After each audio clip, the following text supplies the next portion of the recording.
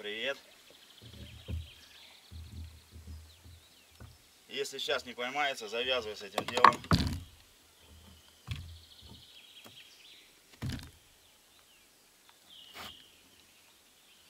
Что-то там, по-моему.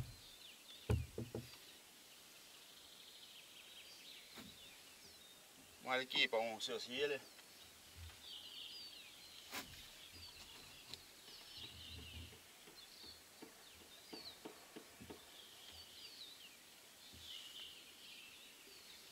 Да. Ушел момент.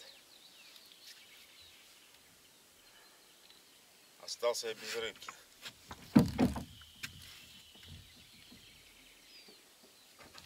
Ладно, значит, не судьба. Скоро в отпуск. Поеду в лес.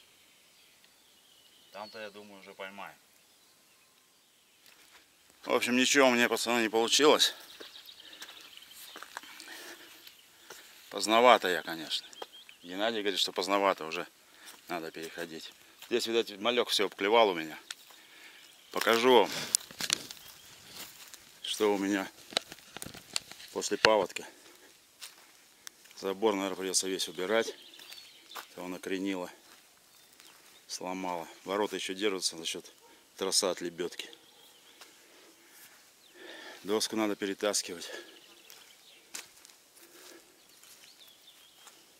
Все вылучи, пыльно ходить. Станок унесло, но я там 2 штуки поймал со станиной основной. Мне надо домом заниматься, доску заказывать, продолжать крышу делать.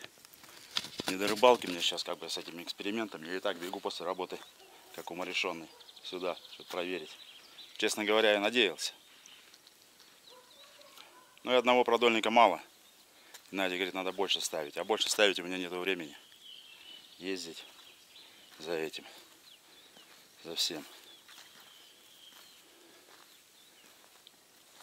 Вот с 18-го отпуск поеду в лес. Там уже, думаю, поймаем, отдохнем просто с Саньком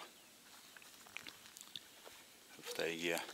Я уже давно не был, соскучился капитально посмотреть избушечку свою, как там, что в каком состоянии.